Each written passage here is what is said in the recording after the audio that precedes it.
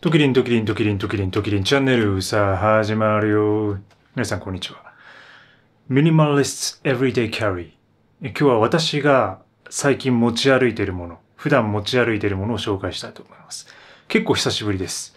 はい、夏バージョンって感じですね。はい。で、今ね、すべて、もうこんな感じで今、散歩から帰ってきて、プラプラしてるんですけど、最近はね、持ち歩くもの結構減ったんですよ。ものすごい減った。なのでちょっとね、それを紹介していきたいと思います。まずね、これ。結構ね、重い。今ポケットパンパンなんですけど、はい、これです。ピーナッツバター。ピーナッツバター持ち歩いてる。もうおかしい。頭おかしい、頭おかしい。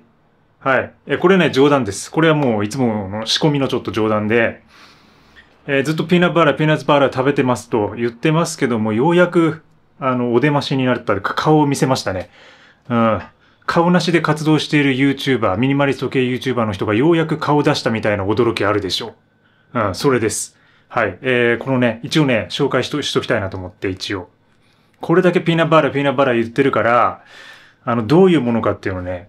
私が食べてるのこれなんですよ。アリシャン。アリシャンっていうメーカーの、アリさんってカタカナでは書いてるんですけど、アリシャンですね。有機ピーナッツバター。原材料、有機ピーナッツ。ピーナッツだけ。すごい。ピーナッツしか入ってない。もう砂糖とかが全く入ってない。ものすごい。100%。で、ここに書いてるのをちょっと読みますね。アリさんの創業時から愛されているピーナッツバターは、オーガニックのピーナッツバターだけでできています。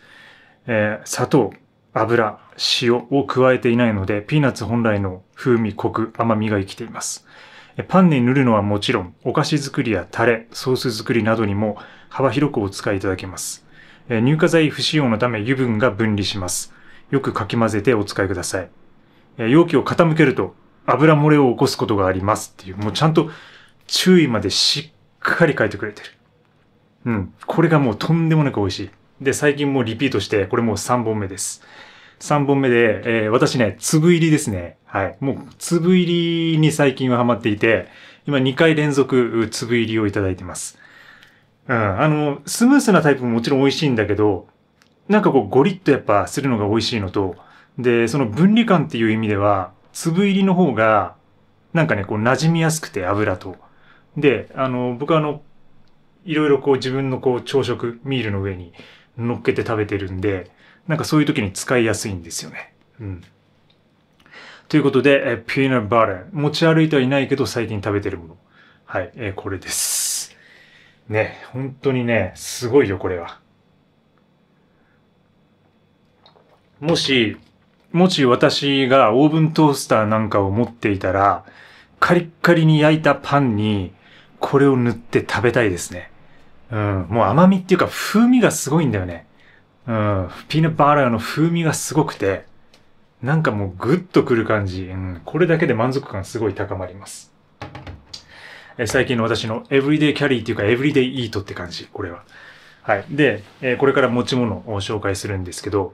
本当に少なくなってて、一つはスマートフォンですね。はい。スマートフォンです。これおなじみのっていうか、おなじみのものですけど、で、これに一応こうカードとかが入るようなケースが、マグネットケースがついていて、で、大体クレジットカードとかそういうもので電子決済しているので、もう財布はほとんど、持ち歩いていませんね。もうこれだけで言ってますね。で、たまに現金が必要な時は、やっぱり紀ノ国屋オリジナルジップウォレットを持ち歩くんですけど、ほとんどないね、最近はね。もう何かしらこれでいけるんで、もうこれだけでやってます。で、もう一つ。続いてはこちらですね。はい。これは鍵ですね。はい。部屋の鍵です。ルームキーです。ルームキーを持ち歩いてます。これは当たり前というか、持ってますね。さすがに部屋開けたまま出るわけにはいかないんで、大丈夫なんでしょうけど、で、よくある、電子ロックのシステムとか、ああいうものをちょっと一時期入れようかなとか思ったりもしたんですけど、結局私は使ってないですね。というのも、やっぱり、あれって結局 iPhone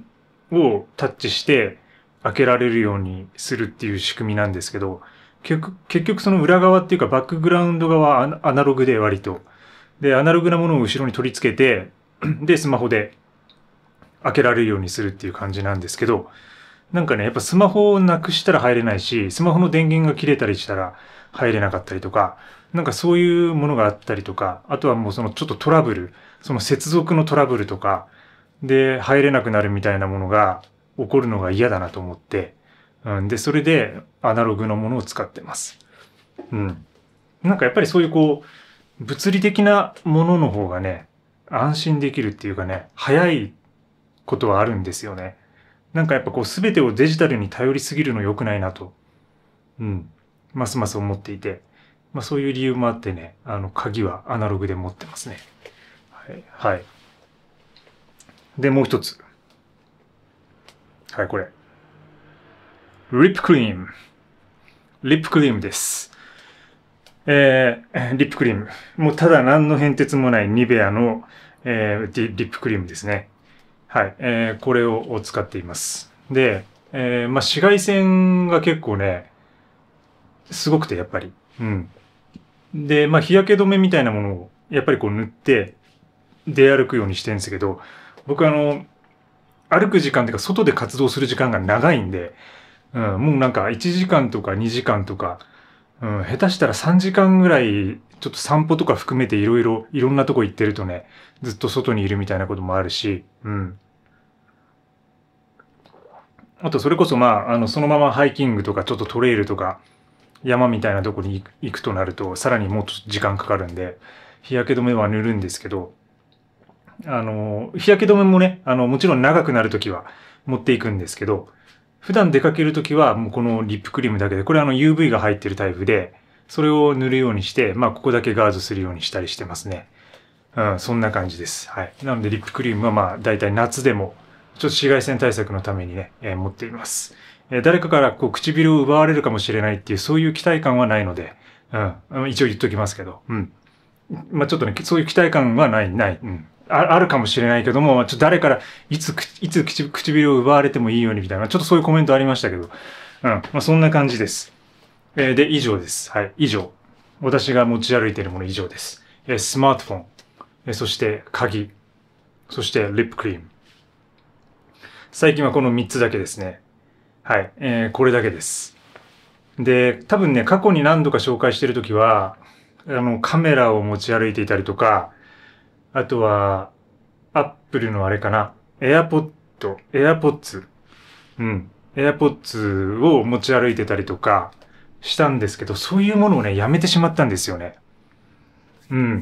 なんかね、音楽すら最近聴かなくなってます。外に出歩くとき。で、これは自分は結構時期とかにもよるんですけど、そういうたまたま最近時期なのかもしれないですけど、やっぱり音楽が今溢れすぎているって思っていて、街中に。だからなるべくそういうところを避けては歩いてるんですけど、やっぱりずっと編集とか結構デジタルにやっぱ触れる時間が多いっていうのが一つと、で、やっぱ音楽っていうのもデジタルの、一種だなって思うんですよね。で、それでずっと耳でそれを聞いていると、なんかせっかく外を歩くっていう行為、外に出ていろんな外のものに触れられるっていう風なチャンス。で、それはもう街の風景とかもそうだし、建築だったりとか、あとは太陽だったりとか、風とか自然とか雨とか、そういうものに対してでもそうですけど、なんかそういうところを、なんか全てやっぱりシャットダウンしてるように感じるんですよね。で、なんかそれが普通になっているというか、なんかどうしても移動中っていうのは、なんか特に通勤とかで同じところに毎日行くとかね、ってなると、やっぱりその時間が無駄だから、その間に何かしなければならない。何か埋めなければならない。隙間があったらやっぱりどんどん埋めてこうっていうのが、